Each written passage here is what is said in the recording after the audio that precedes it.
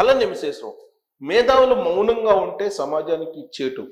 అదే మేధావులు తప్పుదోవ పడితే అంతకంటే ప్రమాదం. ఇది పెద్దలు చెప్పేటువంటి మాట. బచ్చలపూరి జోసెఫ్ అలియాస్ రావణ్, అలాగే ప్రకాష్ రాజ్ విలక్షణ నటుడు, మరొకరు ఆయన జడ్జిగా రిటైర్ అయినటువంటి వ్యక్తి. ఈ మధ్యకాలంలో సోషల్ మీడియాలో గత వారం 10 రోజుల నుంచి బాగా హైలైట్ అవుతున్నటువంటి వ్యక్తులు. వీళ్ళేమన్నా అమాయకుల, తెలిసి తెలియనటువంటి వాళ్ళ, సమాజం మీద అవగాహన లేనటువంటి వాళ్ళ అంటే కాదు. సమాజం మీద అవగాహన లేనటువంటి వాళ్ళ అంటే కాదు. సమాజం మీద ఎంతో కొంత అవగాహన ఉన్నటువంటి వాళ్ళు. మరి వీళ్ళు చేసింది ఏంటి అనంటే, ఇప్పుడు తాజాగా ఎంక్వైరీ చేస్తే బయటపడింది ఏంటంటే, దాదాపు 10 మందికి సంబంధించిన యువతుల వీడియోలు బయటపడ్డాయి.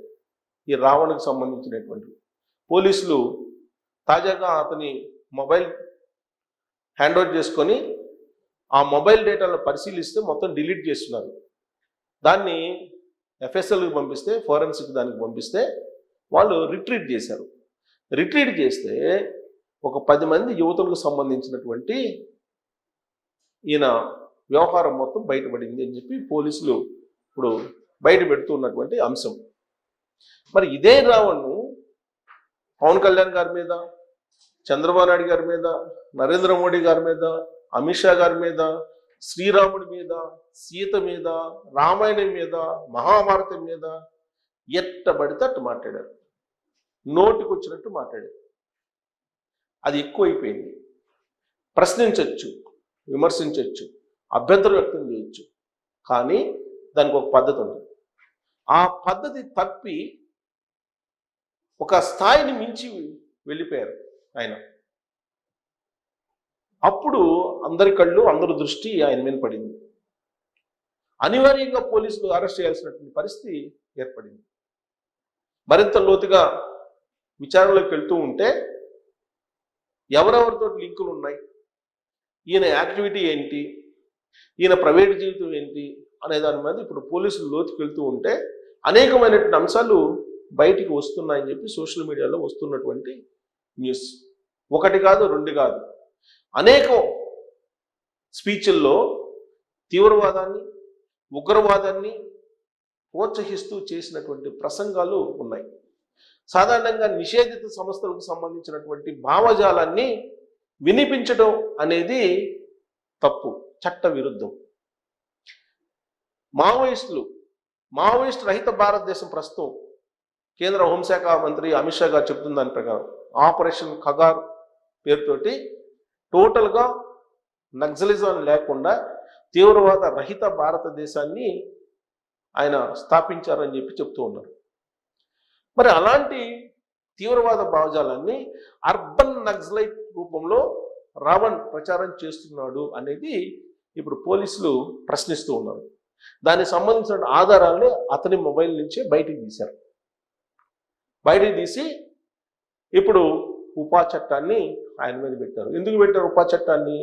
తీవ్రవాద భావజాలాన్ని నూరిపోస్తున్నారు, దేశానికి వ్యతిరేకమైనటువంటి భావజాలాన్ని నూరిపోస్తున్నారు, అందుకే దేశ ద్రోహం కేసు పెడుతున్నామని చెప్పి పెట్టారు.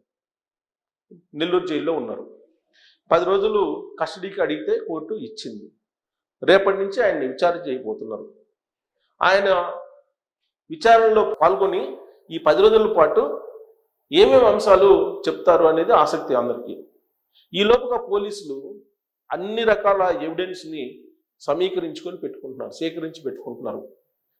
మొబైల్ డేటా దగ్గర నుంచి ఆయనకి ఎవరెవరితోటి పరిచయాలు ఉన్నాయి, ఎవరెవరితోటి ఇంట్రాక్షన్స్ అవుతూ ఉంటారు, ఈయనకి ఫండింగ్ ఎక్కడి నుంచి వస్తుంది, విదేశీ ఫండ్ వస్తుందా, స్వదేశీ ఫండ్ వస్తుందా, ఒకవేళ స్వదేశీ ఫండ్ వస్తే ఎక్కడి నుంచి వస్తుంది, విదేశీ ఫండ్ అయితే ఎక్కడి నుంచి వస్తుంది, ఎవరి కోసం, దేనికోసం దీన్ని ఖర్చు పెడుతున్నారు అనే దాని మీద టోటల్గా విచారణ చేయబోతున్నారు.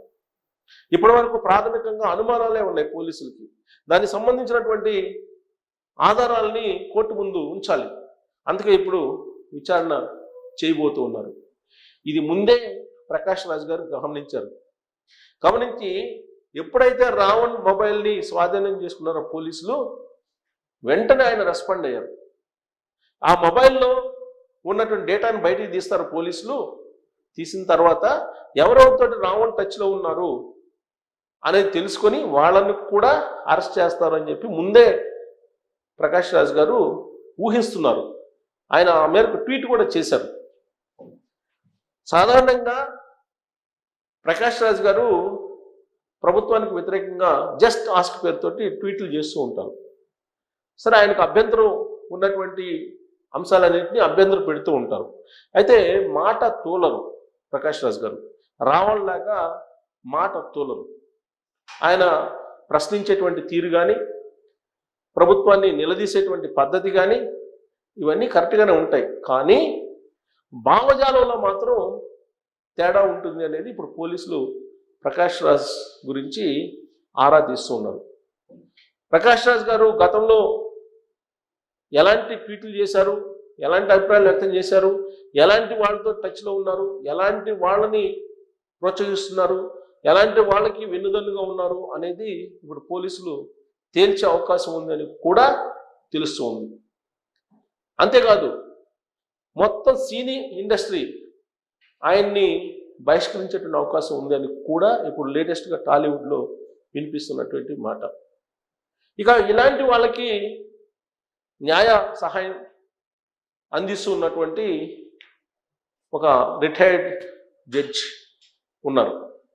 ఆయన ఈ మధ్యకాలంలో దాదాపుగా అనేక ఇంటర్వ్యూలు సోషల్ మీడియాలో ఇచ్చారు. యూట్యూబ్లో ఆయన ఇంటర్వ్యూలు ప్రసారం అయ్యాయి. వాటిల్లో ప్రధానంగా 25 కోట్ల రూపాయలు ఖర్చు పెట్టి జగన్మోహన్ రెడ్డి గారిని ఓడించడానికి నేను అప్పుడు ప్రయత్నం చేశానని చెప్పారు. మరి ఆ 25 కోట్లు ఎక్కడి నుంచి వచ్చాయి, ఆ 25 కోట్లు ఎక్కడి నుంచి రాబట్టారు, దానికి సంబంధించిన లెక్కలు ఉన్నాయా, లెక్కాపత్రాలు ఉన్నాయా అనేది ఇప్పుడు ఇన్కమ్ ట్యాక్స్ ఆఫీసర్స్ ఆరాధిస్తున్నారు. ఆ కోణం నుంచి ఇప్పుడు ఆయనకి ఒక ముసలం ఏర్పడింది. ఆయనే న్యాయ సలహాలు, న్యాయ పోరాటం చేస్తూ ఉన్నారు వీళ్ళ కోసం కోర్టుల్లో. ఇప్పుడు ఆయన ఇచ్చినటువంటి ఒక ఇంటర్వ్యూలో 25 కోట్ల రూపాయలు ఖర్చు పెట్టాను నేను జగన్మోహన్ రెడ్డి గారిని ఓడించడానికి అని చెప్పారు. అంతేకాదు, ఈ మధ్యకాలంలో నేనే డిప్యూటీ సీఎం అవుతానని చెప్పి అంటున్నారు ఆయన. రాబోయే రోజుల్లో నేనే డిప్యూటీ సీఎం అవుతానని చెప్పి అంటున్నారు.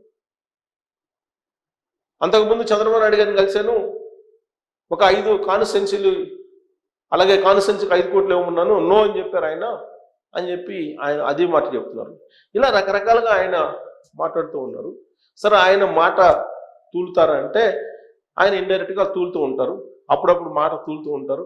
అదే రాజ్యాంగం, అదే చట్టం అని కూడా అనుకుంటూ ఉంటారు ఆయన. బట్ రావణ్ మాత్రం వీళ్ళిద్దరిని మించి నోరు పారేసుకున్నారు. తన భావజాలాన్ని ఇప్పుడున్నటువంటి జనజాతికి నూరు పోసేటువంటి ప్రయత్నం చేశారు. ఇది అర్బన్ నక్సల్ వ్యవహారం అని చెప్పి పోలీసులు చాలా సీరియస్గా తీసుకున్నారు. సెంట్రల్ ఇంటెలిజెన్స్ కూడా చాలా సీరియస్గా తీసుకుంది. ఎందుకంటే ఆపరేషన్ కగార్ పేరుతోటి తీవ్రవాదాన్ని, ఉగ్రవాదాన్ని అణిచివేయడానికి ఆపరేషన్ కగార్, ఉగ్రవాదాన్ని అణిచివేయడానికి ఆల్రెడీ సెంట్రల్ గవర్నమెంట్ ఎప్పటి నుంచో పనిచేస్తుంది. మరి ఇలాంటి సమయంలో ఇలాంటి భావజాలాన్ని ఇప్పుడున్న జనరేషన్కి అందించిన ప్రయత్నం రావణ్ చేస్తున్నారు అనేటువంటి ఉద్దేశంతో పోలీసులు ఉపా అనేటువంటి చట్టాన్ని అతని మీద ఉంచారు. ఎన్ఐఏ కూడా ఇతని వాలకాన్ని పరిశీలిస్తుంది. ఎన్ఐఏ కూడా పరిశీలిస్తుంది. ఎందుకంటే ఈ మధ్యకాలంలో తెలుగు రాష్ట్రాల్లో ఉగ్రవాదులతోటి లింకులు ఉన్నటువంటి వాళ్ళని పట్టుకుంది. ఇప్పుడు తాజాగా కూడా ఒక 5గురిని పట్టుకుంది ఉగ్రవాదులతోటి లింకులు ఉన్నటువంటి వాళ్ళని. మరి ఎన్ఐఏ కూడా దృష్టి సారిస్తుందని అంటే ఈ కేసు ఎటువైపు టర్న్ అయ్యే అవకాశం ఉంది అనే దాని మీద ఇప్పుడు పెద్ద చర్చ జరుగుతుంది. దీని మీద మీరు కామెంట్ చేయొచ్చు. Thank you.